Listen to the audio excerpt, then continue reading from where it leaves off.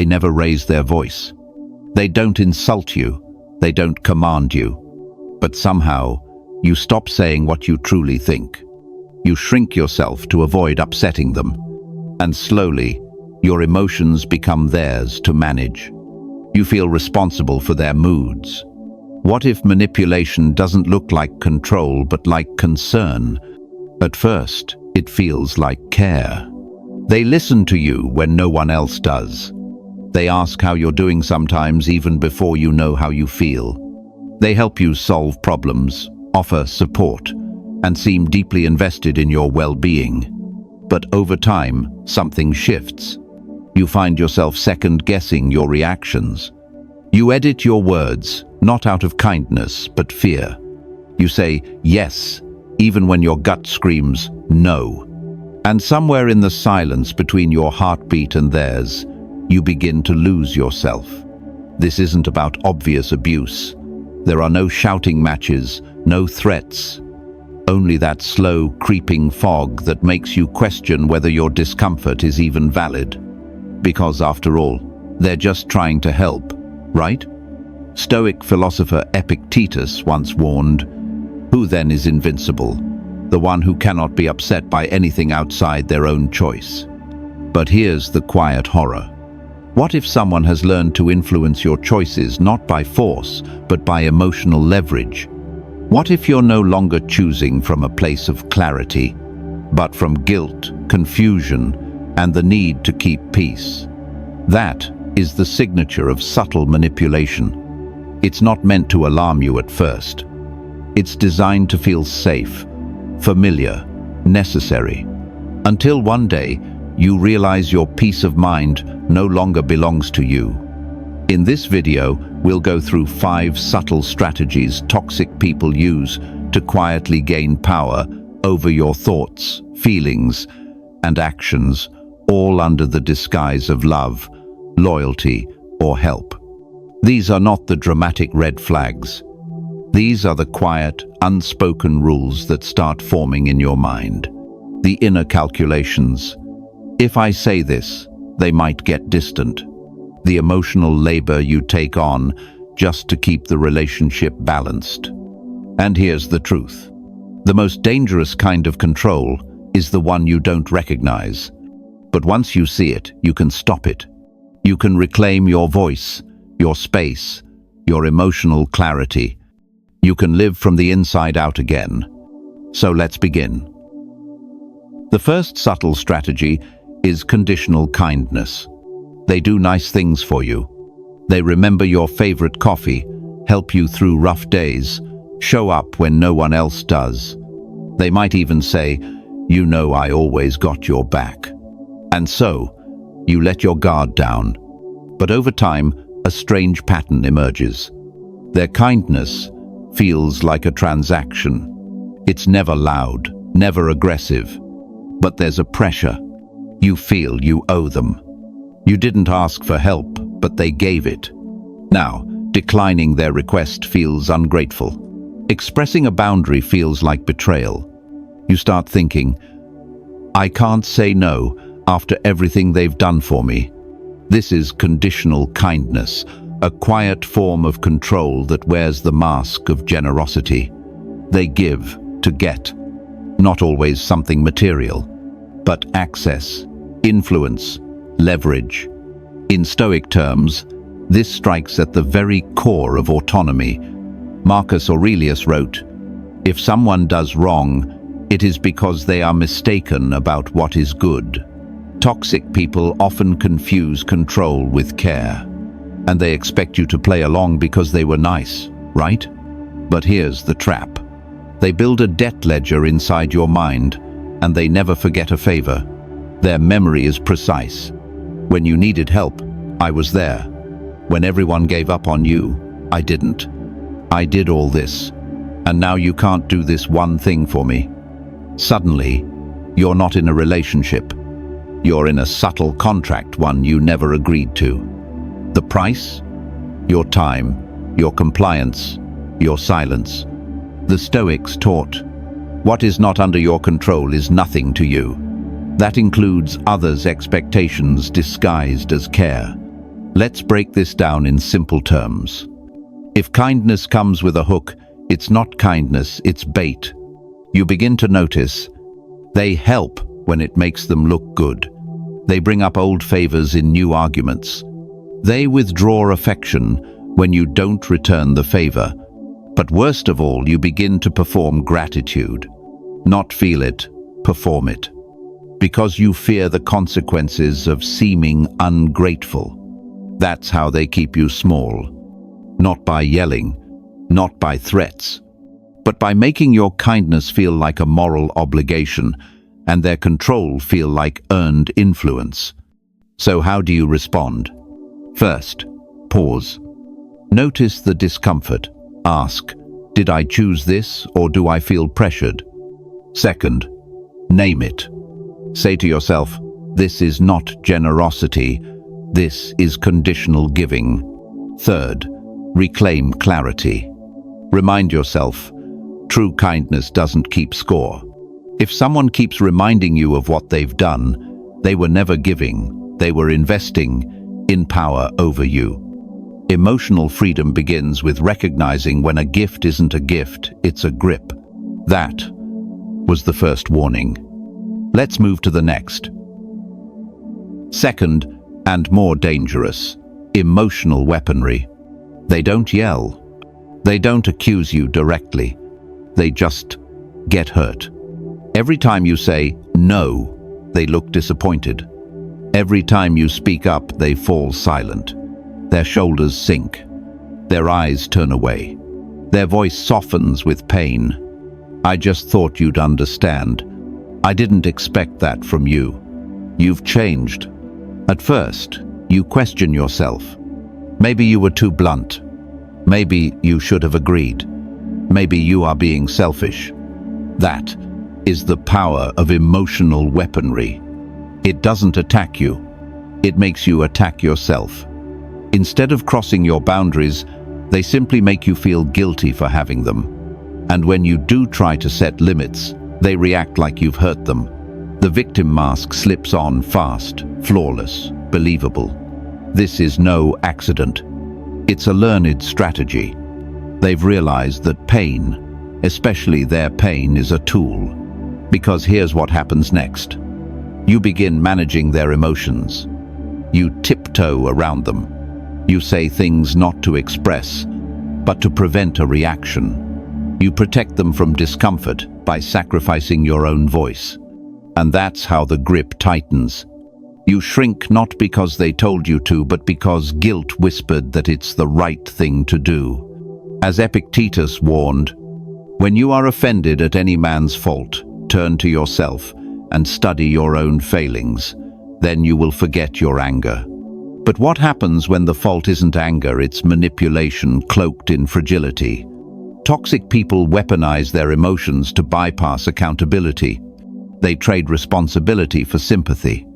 And if they can make you feel like the bad guy for simply protecting your peace, they've already won. Here are the signs. You feel anxious before bringing up anything important. You rehearse conversations in your head, anticipating their hurt. You start apologizing for things you didn't do just to keep the peace. You carry their emotional weight, like it's your job. But it's not your job. It never was. There's a difference between compassion and self-erasure, between empathy and emotional servitude. When your sense of worth depends on how they feel, it's no longer love, it's leverage. So, how do you counter this? First, notice the pattern. Are you feeling guilty for something reasonable like setting a boundary? Second, ask yourself, if the roles were reversed, would they offer the same care to you? Third, anchor in Stoic clarity. You are not responsible for anyone else's emotions, only your response to them. Let this be your inner reminder. Their hurt is not your wrongdoing. Their silence is not your punishment. Toxic emotional control thrives on confusion. Confuse guilt with empathy, and they win. But once you see it clearly, it loses its grip. Here's the third layer, and it goes even deeper. The third subtle strategy is undermining your confidence gently, consistently, and almost invisibly. They praise you, but always with a condition. You're really good at that when you actually try. You look great today, much better than usual. That was a smart idea. I'm surprised it came from you. It sounds like a compliment. It even makes you smile for a second. Then the doubt creeps in. Was that actually praise or a jab? This is how toxic people sabotage your confidence, not by tearing you down, but by shaking your foundations just enough that you start doing it to yourself. They don't need to destroy your self-worth. They just need to tilt it off balance, so you keep looking to them for stability. At first, their feedback sounds helpful. You need to be more open-minded. You're just too sensitive. You overthink everything. They say it with concern, not aggression. But underneath their words is a message. You're not good enough as you are. And when that message repeats, week after week, in 1,000 small ways, you begin to believe it. This isn't loud gaslighting. It's emotional erosion, a slow chipping away of your certainty, your instincts, your self-trust. And that's the point. Once you stop trusting yourself, you'll trust them. You'll ask their opinion before your own. You'll look to them to interpret your feelings. You'll start thinking, maybe I am too much. Maybe I do need to change. Seneca once wrote, "We suffer more in imagination than in reality." But when someone plants doubts in your imagination, they control your reality. And here's the paradox. The more they help you grow, the smaller you feel. The more they give advice, the less you believe in your own voice. You become dependent not on their strength, but on their approval. How do you know you're in this trap? You seek reassurance constantly, even for small decisions. You're afraid to disagree, not because they'll get angry, but because you might be wrong. You hear their voice in your head when you doubt yourself louder than your own. That's not love. That's subtle rewiring of your self-perception, your judgment, your emotional sovereignty. So how do you reclaim yourself? First, spot the pattern. Ask, do I feel less sure of myself around this person? Second, reinforce self-trust. Use Stoic journaling. Write down your decisions, your reasons, your outcomes to remind yourself that you are capable of wisdom. Third, draw the line. If their feedback always makes you feel smaller, it's not feedback, it's a leash. Your mind is not a project for someone else to fix. Your emotions are not puzzles for others to solve. The Stoics believed in training the mind, but by the self, not for someone else. Confidence isn't arrogance, it's clarity. When someone keeps dimming that light in you, they're not helping you grow. They're training you to shrink in ways that serve them. Let's look at the fourth strategy. It hides behind something even more insidious: guilt. The fourth strategy toxic people use is guilt-tied obligation, making you feel indebted for things you never asked for. They do you favors. They show up when you're in crisis. They sacrifice their time, effort, even money, and make sure you know it. Every time. And it starts off looking like love. You don't need to thank me. I did it because I care. But over time, that care becomes currency, and they start collecting. You think I didn't notice how distant you've been lately, after everything I've done for you. You wouldn't even be here if I hadn't helped you through that. I gave up so much for you, and now you won't even answer my call. That's not support. That's an emotional debt trap. The trick is, they're not asking for repayment outright. They're crafting a story one where you're the ungrateful one, where your boundaries look like betrayal, where your independence feels like abandonment. And the worst part? You start to believe them. You start keeping score against yourself. You stop asking for what you need because you feel like you've already taken too much. You sacrifice your peace to balance a debt that was never yours to carry. This is not generosity, This is emotional bookkeeping, and you're being invoiced with guilt. As Marcus Aurelius warned, do not waste what remains of your life in speculating about others. It is not what they do or say that hurts us, but our response. And here's the truth you must anchor in. You are not responsible for someone's choice to give, especially when they use that giving as leverage. Let's call out the signs. You feel anxious saying no, even when the request is unfair. You apologize when you pull away, even for self-care. You hear phrases like, "After all I've done," more than once.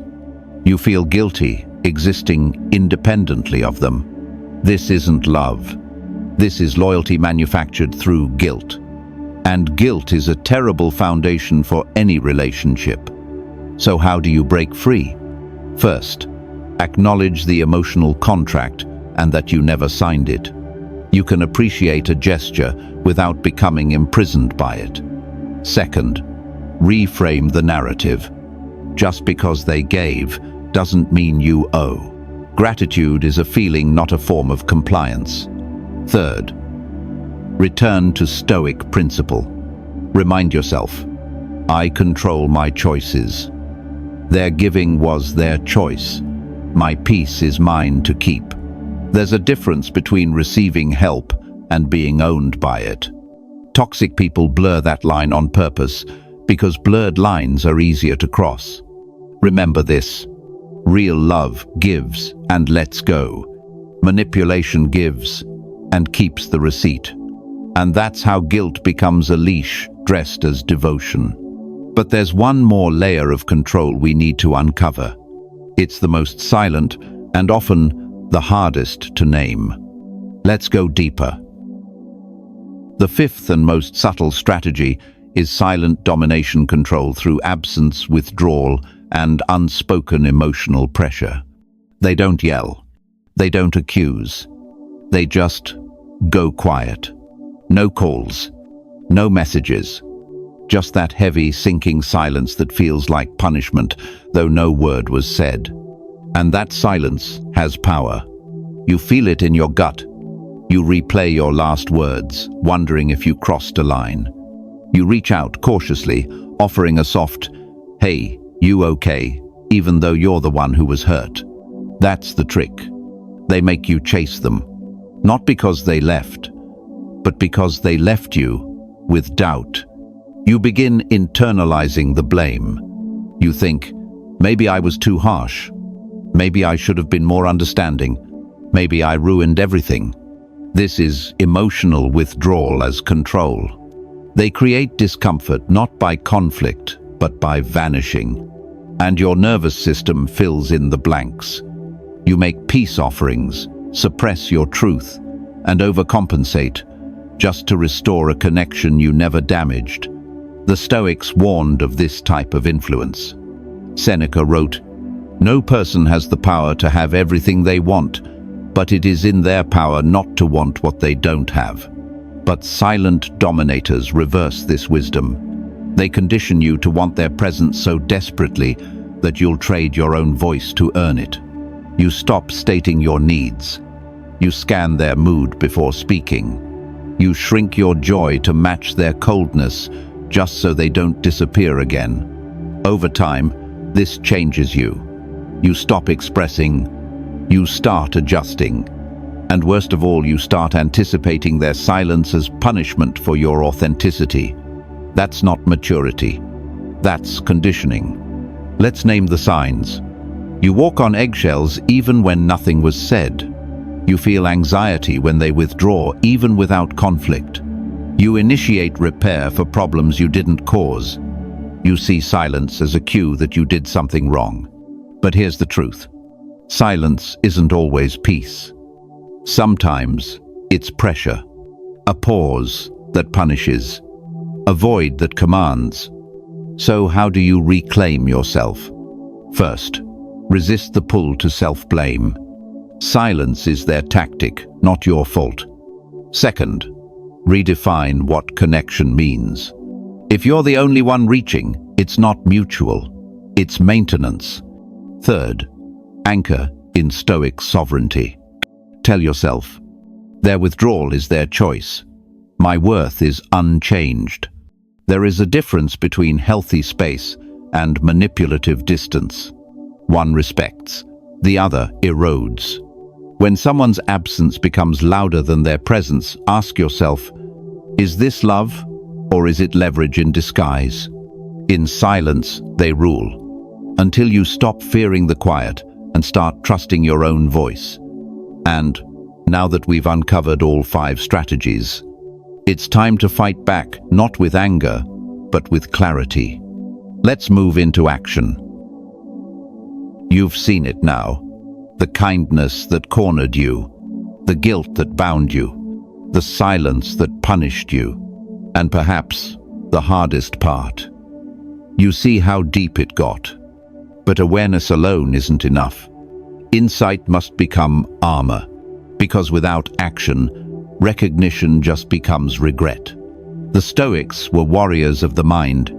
They believed in preparing for life's ambushes, not with panic, but with principles.